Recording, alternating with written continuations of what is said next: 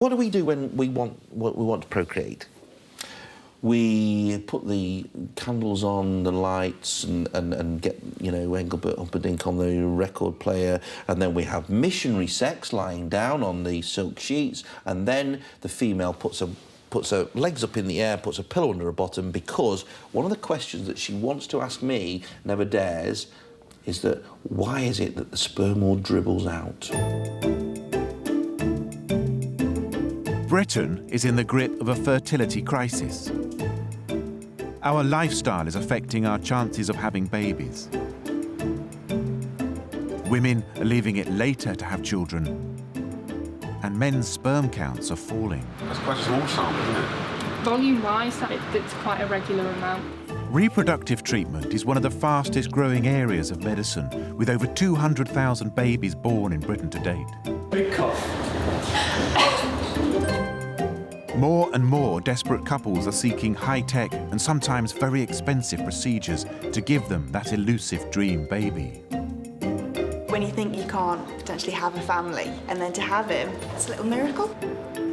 But what's it like to work on the front line of fertility treatment? You sound lovely. How does it feel to be a scientist, nurse or a doctor involved in the very creation of a new life? Of course it makes all of us anxious because it's incredibly high responsibility job. Does anyone come closer to playing God?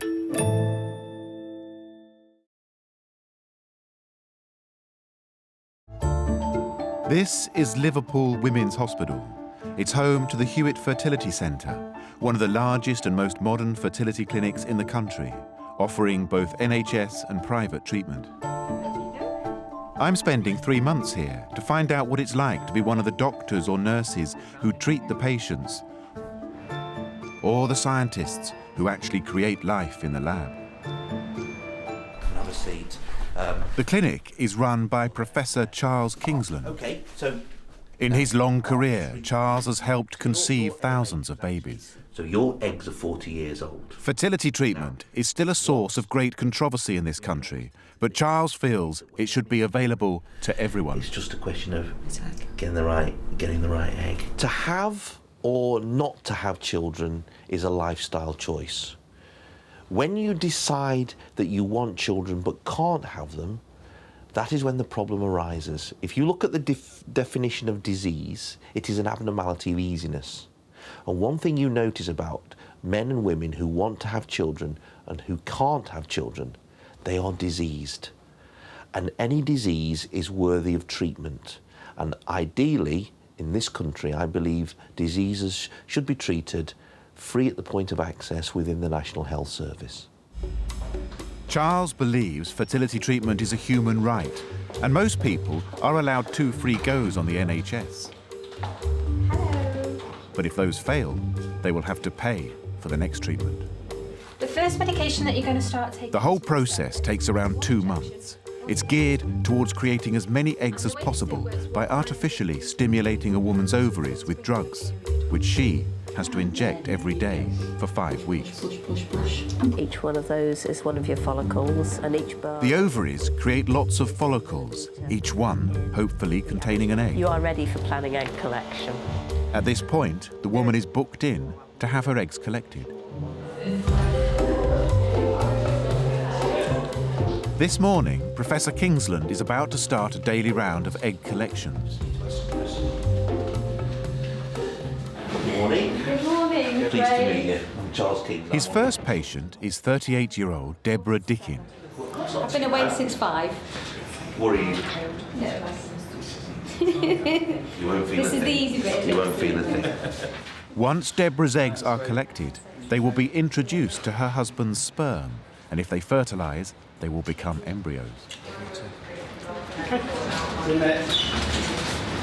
How are you doing? This procedure requires the patient to be under general anaesthetic and takes about 10 minutes. On average, a woman produces around 6 eggs. Is there any indication of what this lady might get? have? Well, I'm hoping she'll get about 3 or 4 eggs today. So what we do now is, the way it works is we put the needle just through the vaginal skin and then straight into the ovary, missing all the vital organs that might get in the way. So what I'm doing now is just having a quick scan around, looking at the endometrium and make sure there's nothing between the ovary and the follicle, and then just pop the needle straight in, and you can actually see the needle is right in the middle of the follicle. Put my foot on the pump, and the fluid is now dribbling into that test tube, and then you can actually see that follicle shrinking away. Deborah and her husband Matt have been trying for a baby for 3 years. This is their first time trying IVF. Having children is a biological drive. It's like moving, growing, breathing, eating. It's a drive, and if you have an inability to conceive, all you think about all day long is babies. Having babies, your inability, the first thing in the morning you think about it, the last thing at night. And then, of course, you get so stressed, your mind starts playing tricks on you. Why is it that every shop on the high street is mother care? Everybody's pushing a pram. Why is it that every time I nip into a supermarket, I always walk down the aisle with the nappies? Of course, that's not true, but that's what you perceive. And then, of course, somebody comes along and says, "Ooh, just relax." How can you relax? It's a very stressful situation. That's it. It's all over. Right. Cooey. All right, you okay? After the procedure, Deborah is taken to the recovery area and given a cup of tea. I don't feel any pains. Is that likely to come? You can have, you may do. I don't feel like anyone's been down below. That's good. Good. Do you find women fascinating? I think women are great. I think they are, eternally fascinating and challenging, difficult to understand. But the beauty of being a gynecologist is that it's like being a mechanic in a Mercedes garage. Women are built to last. They live longer than men. They have more fortitude than men. They are built better. See, we're Ford Escorts. We race around for 60,000 miles, and then our big ends blow, heart blows, and you drop dead in the street. Women are built to have babies, so their physiology is so much stronger. Hi. You all right? Yes. It's Deborah Dickin. It is. You've got 5 eggs. Oh, So well done. lovely. Brilliant. So, fingers crossed. Well done. I was worried I wasn't really. No? Yeah, well she done. was very nervous. That's a good number. Very nervous. Is it? Well Is done. it? It's about the average, is it? Or? Yeah. Oh, is it? Good number. Good sizes? We don't know the quality yet. We only know the number. Okay. So worried. Thank you. There you go. See? Nothing to worry about. Deborah Dickin, 10-7. Matthew Dickin, 20. Deborah Dickin's eggs and her husband Matt's sperm are brought together here in the Embryology lab. Here, the embryologists can take in up to 70 eggs a day and millions of sperm in what is a finely tuned human production line.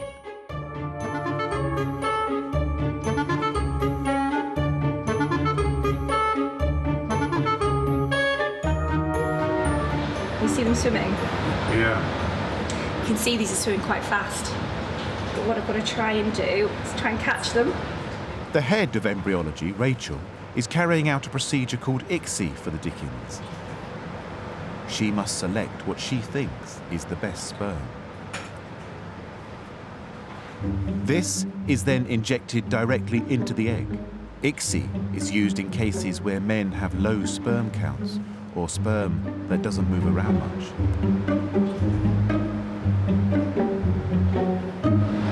That's it. Start the hunt for the next sperm. Are sperm tricky buggers to catch? Yes. It's the hardest part of the ICSI process, really. So what we're doing is we're selecting the sperm. We're not letting the best sperm enter the egg itself. So you're swimming beautifully. Right, I'm just going to see if I can get him.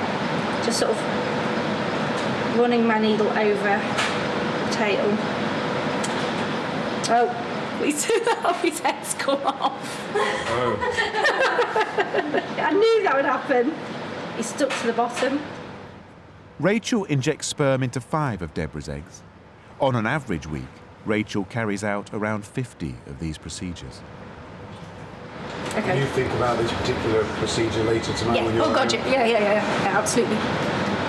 Absolutely. Yeah. Well, no matter how many ICSIs you do, you still think about it when you get home, and you just all of a sudden just think, oh my God, I hope it's all right. You know, I hope they get good fertilisation. Rachel is in charge of a team of 14 women. And so do you think working here made you sort of a bit more anxious to make sure you could have children? Yes. Yeah, I do. It makes you more aware how old you are. That, you know, there's a few of us that talked about should we have our hormone levels checked. But yeah, we're all worried, I think. We're all worried.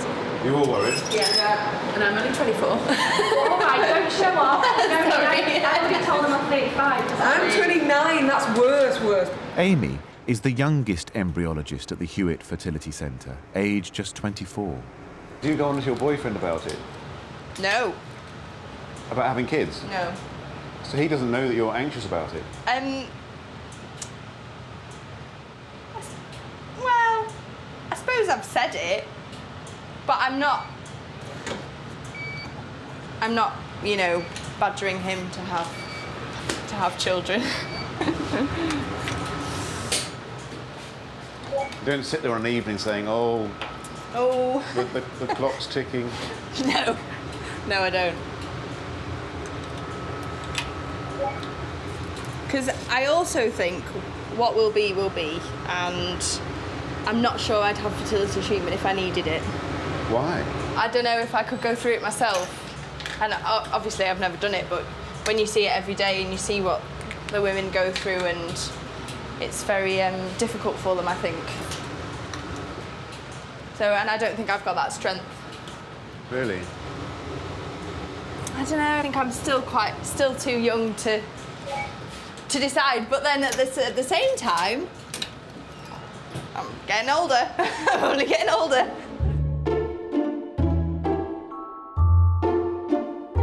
There is another part of the treatment process at the Hewitt Centre which has no time for science and technology.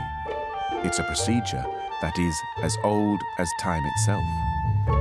This is back to the nerve centre of the unit. Across the way, that's where all the ladies go for their eggs collected, and at the same time, the gentlemen will come in here to our masturbatorium and produce their sample. This used to be called the Room 21. 10 fingers, 10 toes. I'll leave you to think where the extra digit comes from. So we have a comfortable chair. We have earphones for music or videos, and we have a touch screen here which displays a choice of appropriate stimulatory material, as opposed to, you know, a few tatty old magazines that are strewn around on a coffee table. Each of these newly refurbished masturbatoriums, as Charles likes to call them, comes equipped with its own selection of pornographic films. Today, a couple who are on their second cycle of treatment are in to have their eggs collected. Lisa Henny's husband, Gareth, has just been into the masturbatorium. It's a funny thing, isn't it? Because most wives would not be that happy about their partners watching porn. Yeah. And yet, how do you feel about it in this situation? It doesn't bother me at all. Doesn't bother you? No. Because you not told me that 4 years ago. No, it doesn't bother me. Hi. I'm looking for a Lisa Henny. That's me. Is that you? Yes. Pleased to meet you. Charles's team do up to 12 egg collections every day. Thank you. You? Bye. Like many couples, there is no apparent reason why Lisa and Gareth Henny have not been able to get pregnant. You're so lovely. Are you asleep yet? Right.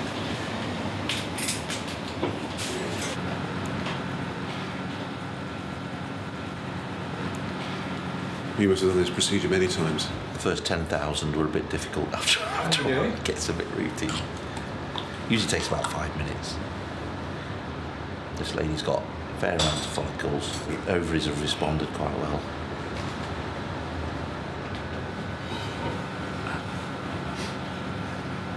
That's it. How are you feeling? Thank you so much. Oh, it's right. You're so lovely. You are lovely people, I must say that to you. You really are. How many eggs? Haven't finished counting. Just counting them now. Go now, find out. Find out. Right, I'll go now then. Immediately. I couldn't Number feel 6. anything. Got 6 so far. Right. It's good. Oh, thank Here we you. are. Is it time for a cup of tea? Oh, I could have stayed for a bit longer.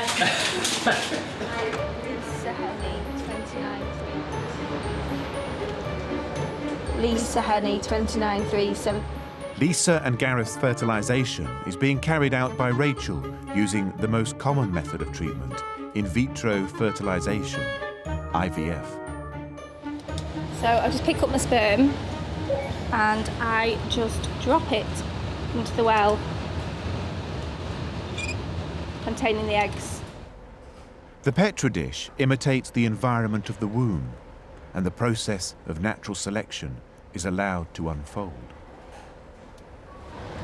I can see motile sperm in there. I can just see them swimming now. And they need to get towards that egg now. So I leave it up to them.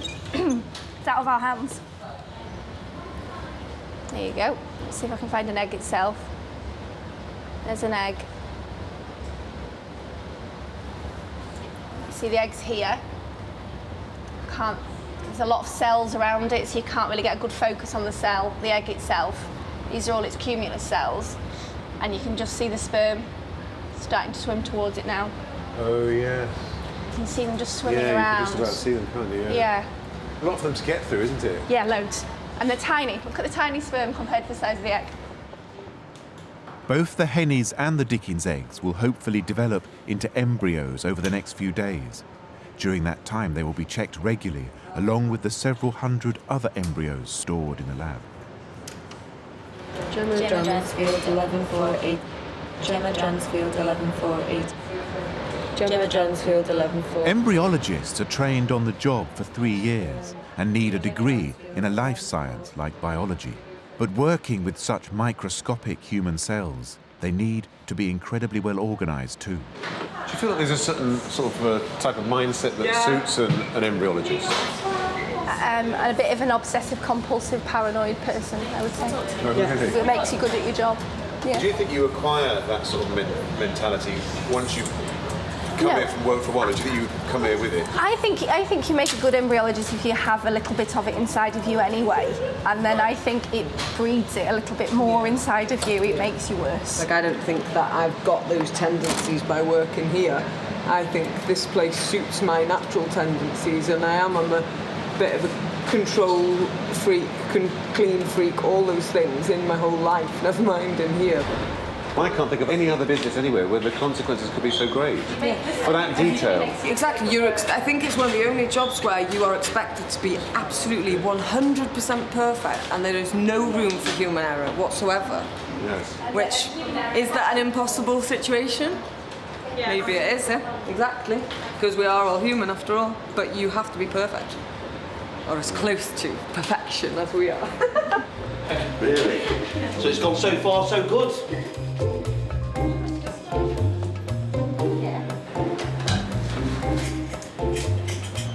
After my first week at the centre, I'd got a sense of just how normal fertility treatment has become. But I was intrigued to learn that despite all the very expensive, high-tech science, Charles's advice to many couples is simply to try getting back to basics. Okay, say it's a million years ago, and this couple are the only 2 people on the planet, and it's their job to populate the planet. Like Adam and Eve? Yeah, like Adam and Eve, right? And they've got to compete with all the other animals, as big, bloody hairy saber-toothed tigers and mammoths and dinosaurs. Do they have, and they've got to survive, right? Do they have sexual intercourse quickly or slowly? Go on. I'd say they do it quickly.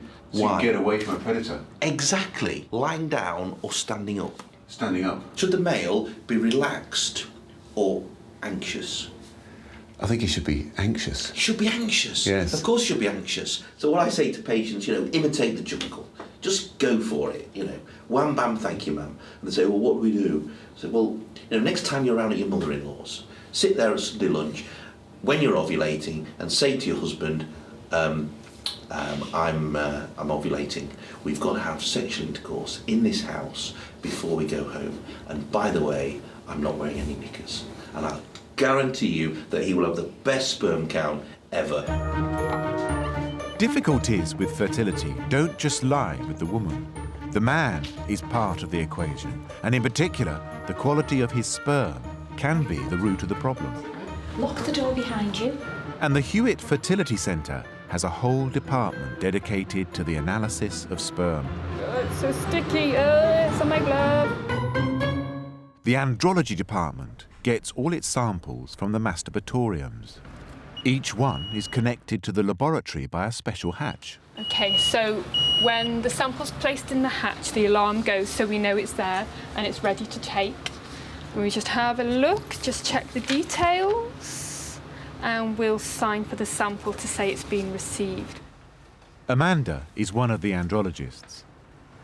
The best sperm moves around fast with a sense of purpose. These healthy sperm are described as motile. This sample is quite in a raw state, it's unprepared. So before we use this for any sort of treatment, a lot of the non-motile sperm will be washed out of the sample in the preparation process. The sample's actually concentrated down, so the sample that we use has a lot more of these motile, freely swimming sperm. Hello? When Charles needs to speak to a man about the quality of his sperm, he tries to get onto the man's level. I'll say, do you follow football? And they'll say, yes. I'll say, well, your sperm is Fulham. Your sperm is Wigan. And they say, what does that mean? I say, well, you'll probably stay up this year, but it'll be a tough fight. Rarely are they Manchester United or Manchester City. Most of us are Stoke or West Brom, although West Brom are doing particularly well this year. And then some of us, unfortunately, might be Southampton. In the andrology lab, there is also hope for infertile men in the form of sperm donors, like 21-year-old Nathan. Donors like Nathan can also help same-sex couples or single women who want a baby. But the Hewitt Centre has a shortage of donors. I have a stepfather that now acts as my father, and I love him more for that because I know that he's chosen to be my father. And so I think I have a unique perspective. It helps me do this. It helps me think that there's going to be someone else there that's chosen to be a dad. That's quite a small sample, isn't it? No, actually, 2 mils is like the regular volume, so that's bang on the door. That's a question we get asked quite often. Can you do it on that? Is there enough in there? Yes. It's how often do you into a pot and measure it though? So people assume that there's a lot more of it than there is. It's not as if they could do anything about it if it wasn't very much anyway, would it? No, probably not. Nathan's sample is ready for analysis. It's a lovely sample. It's some good morphology and the sperm is swimming really well and the concentration's quite nice as well. That's some nice sperm. There's no denying it. If you're a man and you've had a test done on your sperm, there'd be an extra spring in your step, wouldn't there, if you found out that you had very good sperm? Definitely. Men try to hide, they always want to be the stalwart in the relationship and to lend the arm of comfort to their female mate. I've seen men absolutely break down in tears and the woman be the stronger of the two. That's rare. It's usually the other way around. But even though men are stalwart, stoical, stiff upper lip, when I tell them that they've got good sperm, there's definitely a sort of an aura comes about them, one of sort of, well-being.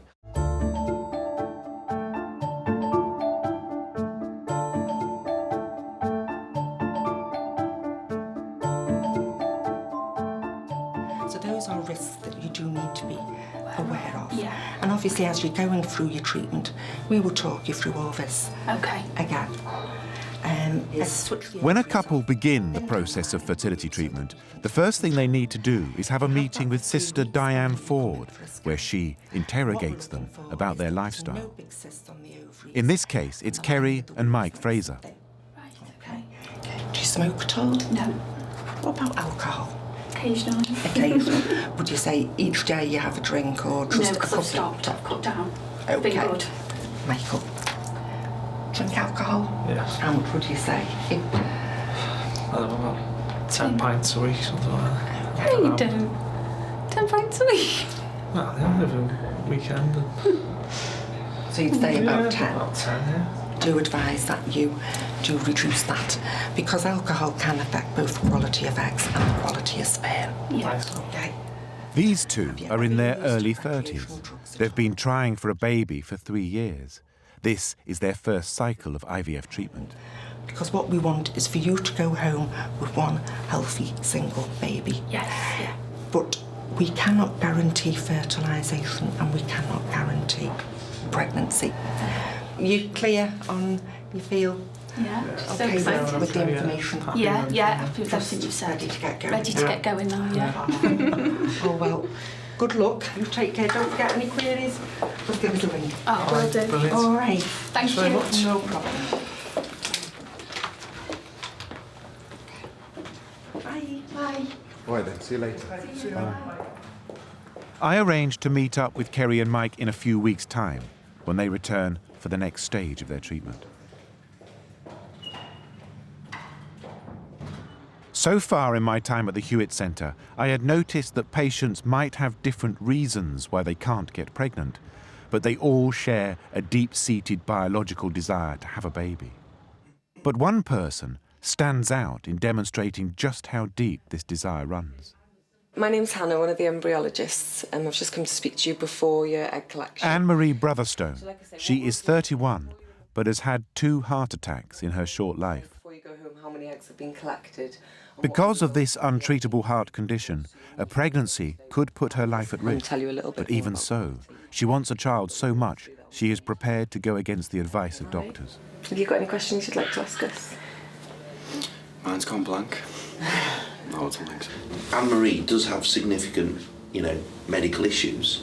She has this cardiomyopathy, which people thought was serious enough for her to be sterilised a number of years ago. And of course, obstetrics changes, there are new technological advances, but nevertheless, her pregnancy, if she were to get pregnant, would still be risky. Do you feel very nervous? Yeah. Very nervous. You've been waiting a long time, haven't you, for this? Yeah. Are you nervous about your health or the eggs? The eggs. Not the health. Really? She's always been like that. Have the doctors expressed to you the risks associated with it? Yeah. It's not just the risk to Anne-Marie, there's a risk to there's a chance that the baby might have sort of the same heart condition as well. We were told that. But, we still think it's worth it, don't we? Yeah, I think the way we look at it is we don't want to get to 40, 45 and have any regrets and look back and think we never done everything we possibly could, isn't it? And I think, if it doesn't work out, at least we can say we did try everything. And hopefully not have any regrets. We're all on the scan machine. Shall I just double check with it? Right. Today, her eggs are being collected. But due to the risks, the procedure is being carried out in a full operating theatre, and we aren't allowed to film. The drained fluid from Anne-Marie's follicles is rushed back into the embryology lab, where the search begins to find her eggs. There are 21 test tubes of follicular fluid. Hannah is already halfway through them.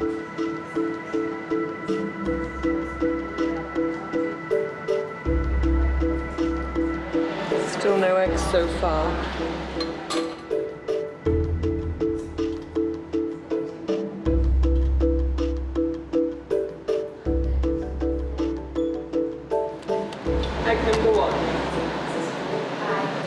egg? Yeah. Really happy.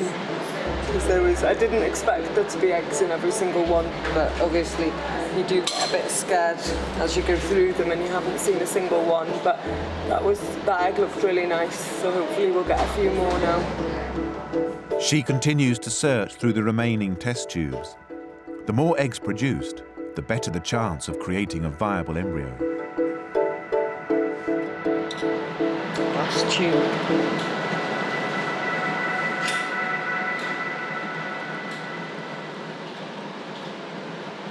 No. One it is. Although she found one egg, Hannah is concerned it may not be mature enough to fertilise. Obviously, if the egg doesn't fertilise, then that's the end of the line, but we have one and it does look nice. The procedure itself went well. The lining of the womb, I know that they'd scanned you previously and said that the lining of the womb hadn't thickened up. Anne-Marie Brotherstone's procedure was carried out by Dr. Lucy Coyne.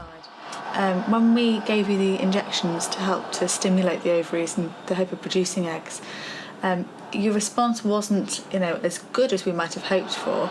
So I think, the fact that we've got an egg today is good news, really. The difficulty is obviously, if we create a nice embryo, we will have to freeze it because of the fact the lining of the womb hasn't thickened up as we would have hoped it might have done.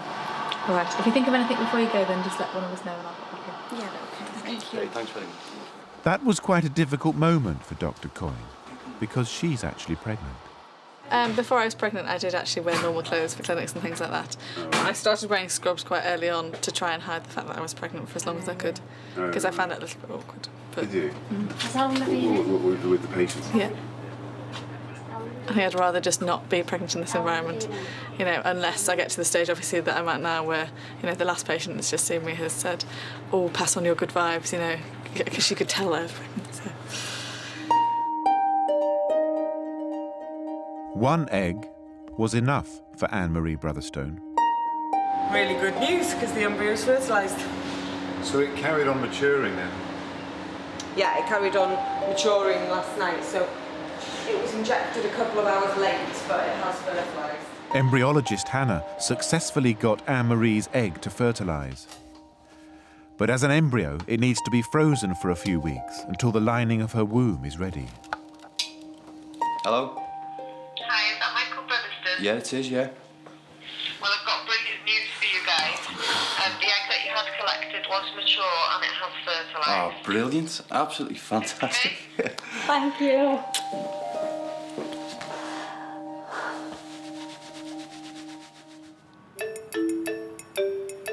Lisa Henny. It's nearly a week since Lisa Henny had her eggs collected, and 5 of them have fertilised into embryos. Today, one of those embryos will be transferred to her womb. This is a key moment in their fertility journey, but it's also a critical moment for the staff after weeks of careful treatment. It's a culmination of the embryologist's work, it's a culmination of the doctors' and nurses' work, and it's also that crunch time for the patient. Patient's awareness throughout infertility is heightened, but at the embryo transfer moment, it's really, really quite electric. Okay, so we'll leave you to get changed. As I say, I've got a head. Hillary will be carrying out the transfer. So I'll come back, all right? Do you like doing the embryo transfers? Yeah, very much. Is that a good job? Yes, it is a very good job. I really like it. Yeah. It's always a bit, when you say it fills you still with trepidation because it is something that's really important. So it's scary to some degree. But I think it's always good to be like that because it's good to respect what you're doing and not be blasé. No. It's a key moment in their lives, isn't it? It is. Never to be taken lightly.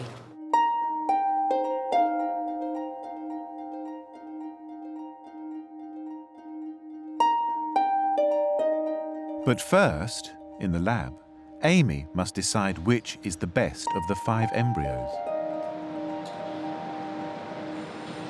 So that one's looking all right. The cells are differentiating. That's probably what's going to become the inner cell mass, which is what becomes the baby. So this one, you can see the difference between this one and the last one. dark cells there and where it's maybe deteriorating a bit. Okay, cluster of cells in the middle, big undifferentiated one there, couple there, and it's quite dark. So 4 out of her 5 embryos haven't managed to continue through the culture. They've started deteriorating, but that first one is looking good. That would definitely be the one that I'd transfer. On this occasion, it's a clear-cut decision, but it still carries massive responsibility. In the patient's eyes, they're all their babies. All the embryos are their babies, and they have to stand to one side and watch while we do all the choosing and while we have them all in the lab away from their bodies. So the responsibility is immense with all of it, not just with the choosing of the embryos. Especially, it is with choosing the embryos. It's a very high responsibility bit of it, but it's all very intense. Still can't believe we're here. That's scary. Do you think of it as a little person? If Yeah. Maybe it all works out, do you think we could keep the dish it was made in? As a little souvenir. Imagine that though. There's your dish you were made in. Be good, that. Would you like to do that? Keep the Petri dish? Yeah. Yeah, you would, wouldn't you? Do wear it around your neck on a chain? Okay, I think put some nuts in it so, at home. For when people come round. Oh, my sperm was in that dish. So, decided that I'm going to transfer that one in well 5. Need to double check everything, so I'm checking that there's definitely one in there for transfer. Then it needs to go back in the incubator until it gets transferred. Hi, I'm Amy. We've met before in the last cycle. Yeah. So out of your 5 embryos, one of them is actually really nice. It looks like it's doing everything spot on. Oh, God. Okay, you happy? Yeah. Weird, isn't it? God. Sorry, it's alright. You don't need to get upset, kid. Hey? It's fine, it's a good thing, isn't it? Are they happy tears? Good. Yeah, thank you. Good. You're very welcome. You changed your mind? Okay. Yeah. I'm going to give the nurses a call and I'll be back in a couple of minutes. Okay, thank you. Okay. But you can look into loads It's of amazing how you try and put all your emotions away and deal with it and think you're really strong and...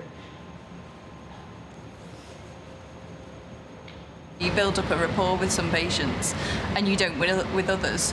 So certainly if you've seen them all the way through, so you've seen them at egg collection and then you've seen them at transfer and you've spoken to them on the phone and you've tracked the progress of the embryos, then yeah, I think you do get attached, and especially when it's a good, probably the extremes of the scale, when it's extremely good and when it's extremely bad, you feel those strong emotions for them.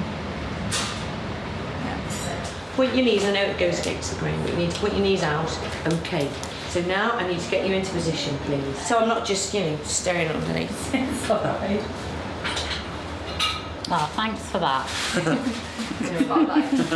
Go back a little bit, please. How's an inch there, Lisa? That's grand, I think. A little bit more. Okay, I'm now coming to the middle a little bit. But like the Golden Shot, did you ever watch the Golden Shot years ago? I think you're probably too young. The Golden what? The Golden Shot, and it'll be up a bit, down a bit. Burnie the bolt. I remember that. What did Do you remember that? Yeah, you would. I don't know. The Golden Shot. What did you get if you hit it? You'd get a prize, or you'd go on to the next round. A lot of cash came out, didn't it? Oh yes, I remember now. Yeah, I remember that. That's right. I just remember the Burnie the bolt. Come on. Would you like to see your embryo? Yeah. Okay, so if you just want to look up at the screen for me. I'll show you both the embryos. Okay, so there's your embryos there, doing everything they should for today. Well done. Where's it going? Camera shy. Look at here. So that mass of cells at the top, Yeah. that's the inner cell mass. Ah. Yeah.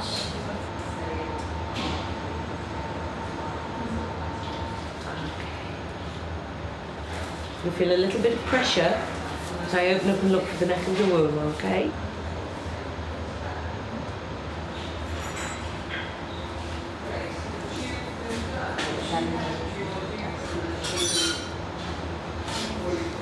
You're all right now? Yeah, I'm fine. Is it hurting you? I'm okay.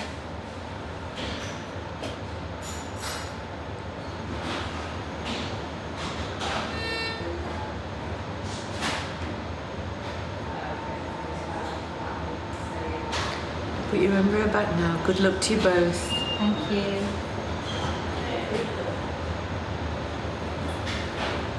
Thank you. Thank you. I'm just going to check now, make sure the embryo's left the catheter okay. Yeah, that's lovely and clear. The embryo's in. Fantastic. Okay, all the best, guys. Thank you very much. Thank you, Amy. See you later. Thank you. Have you performed lots of those, Hilary? Yes, yes. First one today. It's a funny one though, because sometimes when I'm doing embryo transfers, I think I'd just love to sing at this present time. Because, you know, I don't know. I usually, it just comes in a feeling, and I think, oh, I'd love to sing. But I really think that most people would find that very inappropriate if you just burst out singing and go, what on earth? Well, you're down there between the woman's legs. Yes. Yeah, I just because it's a lovely thing, isn't it? And you putting somebody's embryos in, it's a lovely thing. Okay, if you'd like to look at the monitor, I'll just show you your embryo now. It's starting to get to me. There you go. Now it's the turn of Deborah Dickin, whose husband Matt had a low sperm count. Brilliant. Who are you? Deborah Dickin. Very good. You haven't moved places since I...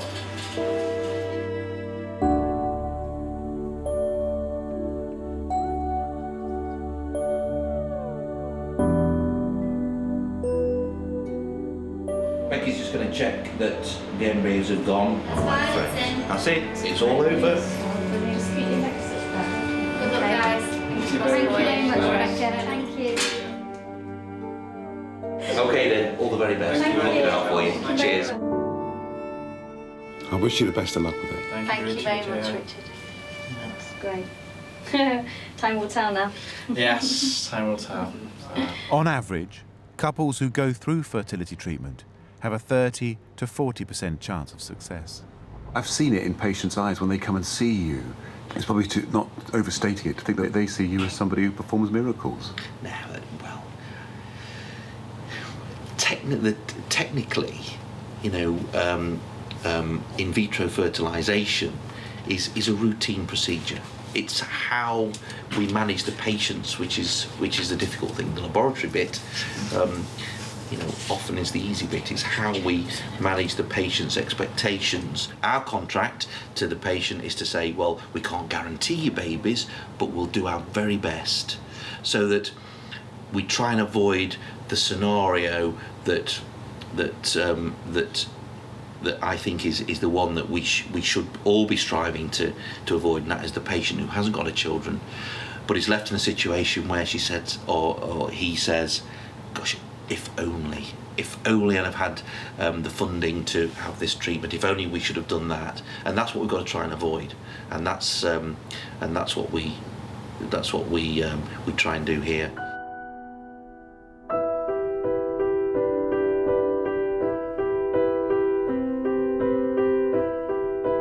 Ten days have passed, and it's time for the Hennies and the Dickens to take their home pregnancy tests. For Gareth and Lisa, it's not good news. I don't know what to think, what to do next, so I don't think I want to do IVF again. You said that, didn't you? But it's early, isn't it? Just, we're going to relax, aren't we, and just take things. Yeah. 38 this month. Oh, yeah? Yeah. You know I am. So we'll make other plans now and get over it. We've got a good life. Yeah. No, we've got lots of pets, as you can see. But no, we'll be okay. But I think my mum and dad have avoided me this week because I think they're stressing and are upset, aren't they? Do you feel disappointed for them? Yeah, I do. Because all they do is say what great parents were made, don't they? We've got so many lovely kids in the family, haven't we? Our nephews are just, they're all so lovely. Come on, our time will come. Promise you. All the kids are great.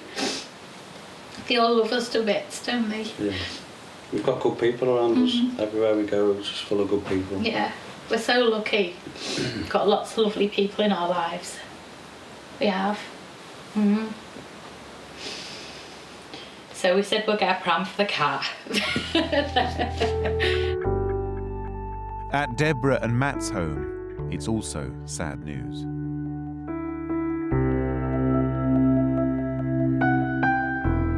It's hard for me because I feel like I might never be a mum. I just want to have our own flesh and blood.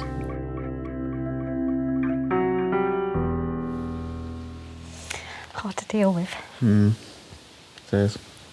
When you have the embryo transfer, you see the egg, the embryo. You know, you've fertilised that. It's still me and Matthew, and you know it's still been fertilised. And you think, well, you're creating a life here. Yeah, you're creating a life, and then it feels like it's just been pulled from under you. You know, nature's way, I suppose. Cruel way. Yeah. Very cruel way sometimes.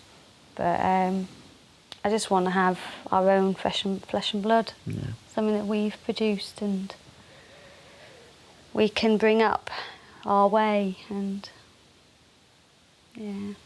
And we will. We will. We will. We've still got to be positive because we've still got another go. And it's just a waiting game again now. Yeah.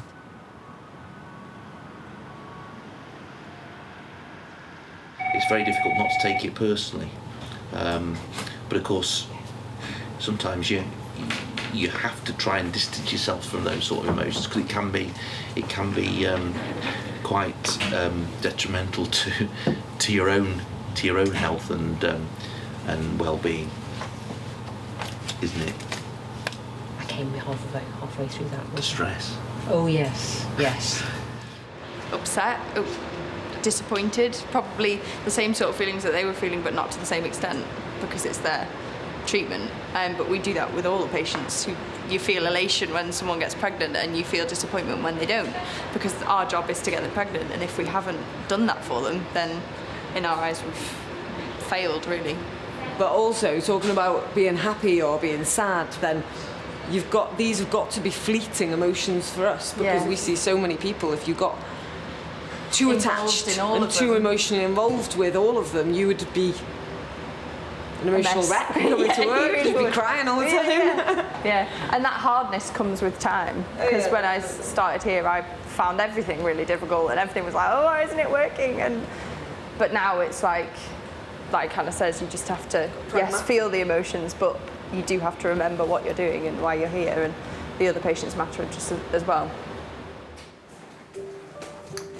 I'm Marie Brosden.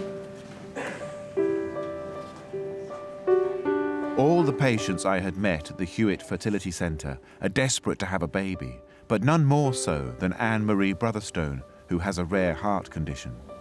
Alex? Any day. Yeah. She had just one egg. It fertilised, but the embryo had to be frozen because her womb wasn't ready. Now, 2 months later, she is back to have the embryo transferred. The procedure is going to be performed by Jill. You've not got children, have you? Got cat. You've got a cat? Yes. And how do you find working in this environment with people who are all on the search for children? It's a difficult one to answer, really. I've never wanted children. There was never that deep yearning to have. But you might have thought, well, I'm different to most women. No. I'm not. Well, you're not different in the sense that most... I might be different and special. Yeah, I'm sorry. It's all right. I didn't mean it to sound like that. I know. And to be fair, I haven't actually faced a lot of the kind of questions you'd expect, like, oh, couldn't you have children? But there's quite a few of us who are not in that situation now, are we? How many have you got? 3, and I've got a little granddaughter as well, so that's lovely. And hopefully I'll have some more grandchildren. But no, I or, you know, always wanted children.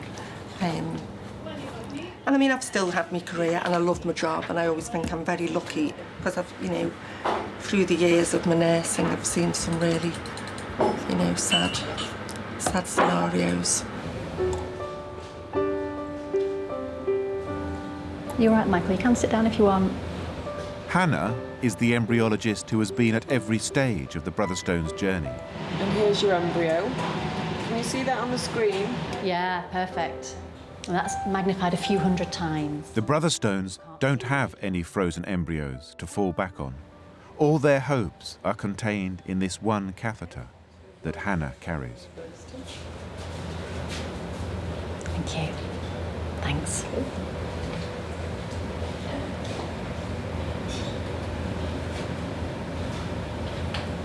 It's sad. It's sad when they've only got one, and to them, that's their potential child. That's sad. OK, Anne-Marie, the catheter's in place. Has that caused you any pains at all? No? Good.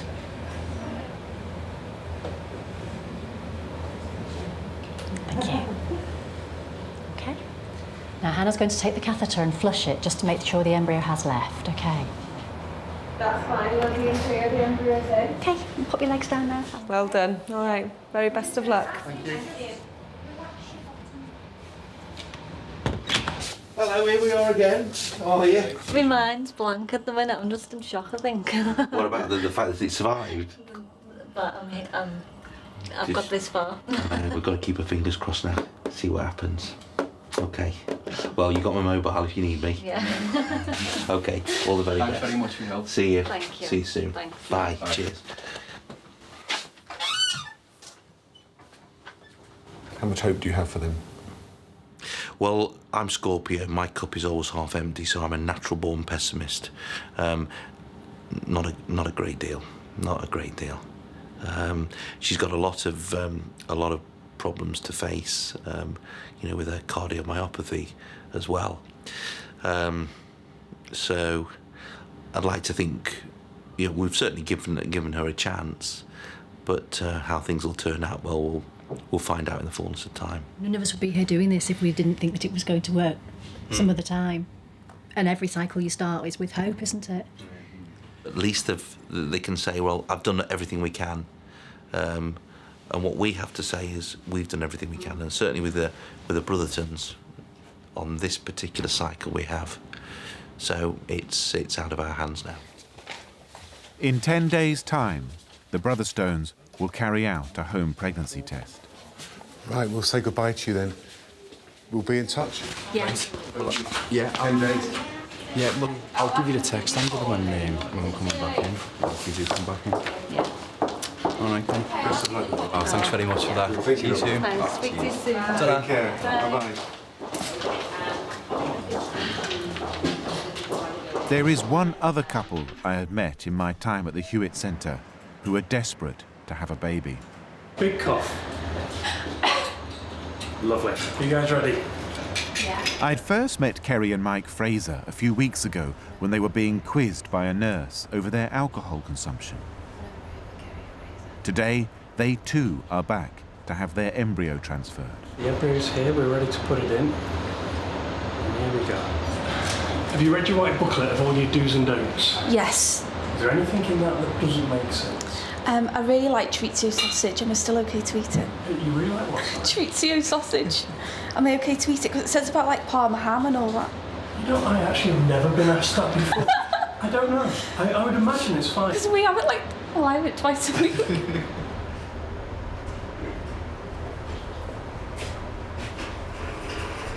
That's it. Okay, Becky. Good luck, guys. Thank you very much. Right. Don't move your legs, Ship. I had to ask about the chorizo sausage because it's been playing It's on been my mind. bugging you, that, hasn't it? But he Yeah. said don't have it. Yeah, but I cook it though, don't I? Cook it. I'm not risking it. I'll have it then. My time was coming to an end at the Hewitt Fertility Centre. But look. Shortly before I leave, Dr. Lucy Coyne has a buffet before she goes on maternity leave. I remember I remember the interview, and the first question was, who would you like to dinner?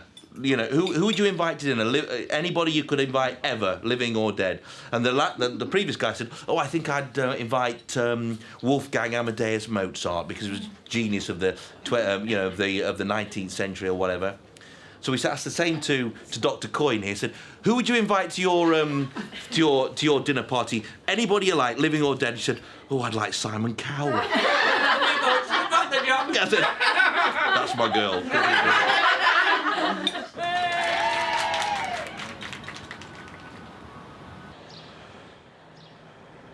A few days later, I join Anne-Marie and Michael Brotherstone at home for their pregnancy test.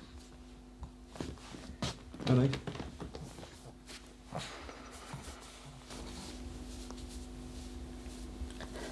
Right. Tissue all over your face. You're very good at offering Anne-Marie support, aren't you? You have to be. There's not much we've been through, really. The waiting, the appointments, both being quite upset at times, haven't we? Just hard to take at the minute. But we'll be all right, won't we? Right. Yeah.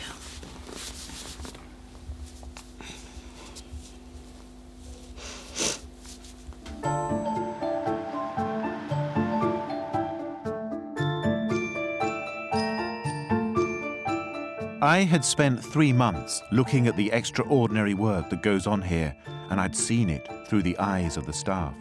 I had learned that by intervening, these scientists and doctors can profoundly change the course of people's lives. But at the same time, I had seen that nature ultimately will have its way. While at the Hewitt Centre, I had met couples who did not have positive outcomes. But I think Charles Kingsland and his team did give these unlucky patients something. He gave them hope. And, in the case of Kerry and Mike Fraser, even more.